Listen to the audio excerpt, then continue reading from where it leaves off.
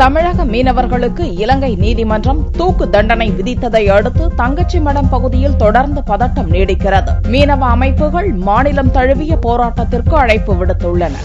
போதைப்பொருள் கடத்திய வழக்கு தொடர்பாக ராமநாதபுரம் மாவட்டம் தங்கச்சி மடத்தைச் சேர்ந்த 5 மீனவர்களுக்கு வியாழனன்று இலங்கை நீதிமன்றம் தூக்கு தண்டனை விதித்து தீர்ப்பளித்தது. இதனால் மீனவ கிராமங்களில் அதிர்ச்சியும் சோகமும் ஒருங்கே உருவாகியுள்ளது. தண்டனை கொடுத்துருக்கு எங்களுக்கு எல்லாருக்குமே ரொம்ப பாதிக்கப்பட்டு போய் கொந்தளிச்சு போய் இருக்கோம். இவ்வளவு காலமா எங்களுக்கு பொருளாதாரத்தை தான் முடக்குனாங்கள ஒழிஞ்சு இப்ப உயிருக்கே உத்தரவாதம் இல்ல இருக்கும்போது எல்லாரும் கொந்தளிச்சு போய் இருக்கோம். அந்த குழந்தைங்களுக்கு பெற்றோர்கள் இழந்த குழந்தைகள் அவ்வளவு தவிச்சு போய் இருக்குது. இதுக்கு மத்திய அரசு ஏதாவது முடிவு எடுத்து இதுக்கு ஒரு தீர்ப்பு சொல்லணும். இலங்கை நீதிமன்ற தீர்ப்பை கண்டித்து யாகப்பார் நகரில் உள்ள ரயில் தண்டவாளத்தை 89 மீட்டர் தூரம் பெயர்த்தெடுத்தும் ராமேஸ்வரத்திலிருந்து பாம்பன் வந்த அரசு பேருந்திற்கு தீ வைத்தும் போராட்டக்காரர்கள் வன்முறையில் ஈடுபட்டனர்.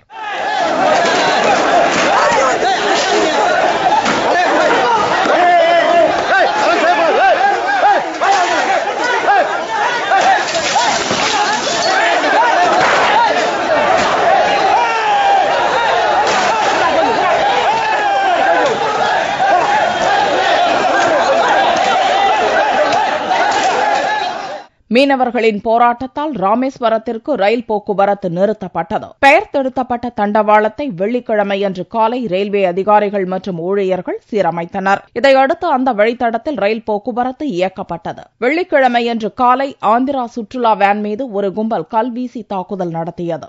இப்பிரச்சினைகளால் ராமேஸ்வரத்தில் தொடர்ந்து பதற்றம் நிலவுகிறது. இதனிடையே கிராம தலைவர் பெர்க்மான்ஸ் தலைமையில் தங்கச்சி மடத்தில் மீனவ அமைப்புகளின் ஆலோசனைக் கூட்டம் நடந்தது. கூட்டத்தில் மீனவர்களை மீட்க மத்திய அரசு நடவடிக்கை எடுக்க வலியுறுத்துவது தொடர்பாகவும் மாநிலம் தழுவிய போராட்டம் நடத்துவது குறித்தும் தீர்மானிக்கப்பட்டது.